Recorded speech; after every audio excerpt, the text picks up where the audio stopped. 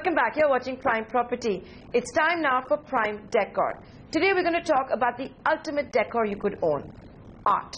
We reached out to India's leading art studio, VADHERA Art Gallery, to find out who are all the new hot artists and whether art has made a comeback as a lucrative asset class.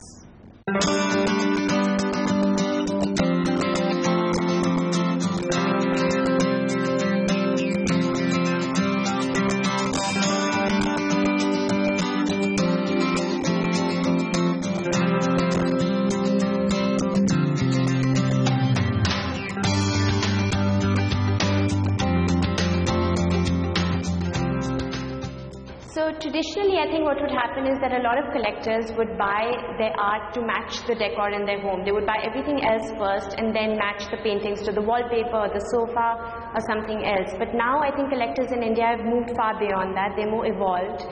And they're actually building their homes around the art that they've bought. So, collectors who are in their 40s, early 50s, who have significant collections and making new homes, they're actually making their home around the masterpieces that they've bought. And, that's where we are. Now, we've all been to people's houses or commercial establishments and thought, whoa, that painting just doesn't go on that wall. Let's be honest, we've all cringed when we have seen a piece of art totally out of place. Here's how you can avoid such mistakes. I think what's important is with art, you should give it its due. You should give each work its importance. So if you have, a really vibrant work of art on one wall, then don't try and clutter too many things around it, So then, maybe the furniture needs to be muted. There shouldn't be other pieces of art around it. You can have a sculpture instead. There are lots of people who are buying video art, so they'll have a nice video projection going on in another wall. They'll have a photograph, they'll have a sculpture. So I think it's really important to get the right mix in every room. Art investors and enthusiasts have lost big bucks since the global financial crisis. So is it making a comeback of sorts? Absolutely. Actually, the last few years have been really good. In India, we've had significant growth in terms of prices and values of the overall art market. And, there's also been a growth in terms of, the new India Art Fair that started a few years ago, the Kochi Biennale. So we've seen lots of new things happening in the India art market. There's been a lot of interest from international museums. So things are looking good. We've also seen records break since the global financial crisis. In the mid-2000s, the highest that any artist had made in a public auction was about $1 million by Tayyab Mehta. But a lot of the record-breaking artworks have actually happened in the recent couple of years.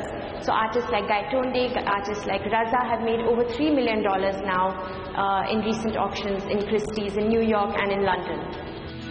Investors and enthusiasts will obviously be wary. The art world had been tainted with unrealistic sky-high valuations and price manipulations prior to the Lehman crisis. But artists and galleries seem to have learned their lesson. So I think what's happened is that with the Lehman crash, what happened was that a lot of artists who, if I may say so, didn't even deserve to do well, were doing well at that time, all of them sort of fell off the radar. And now what is happening is that the prices are growing slowly but surely for obviously the masters and the top contemporary artists. So I would say that the recovery has been maybe to the extent of 30 to 50%. So if you are interested in art, not just for decoration, but as an investment tool, here's a valuable tip. So I think art as an investment is a bit risky if you're looking at it from a short-term point of view, because it's not the most liquid of assets and there are high transaction costs. But if you're looking at it from a long-term point of view, then it can make sense.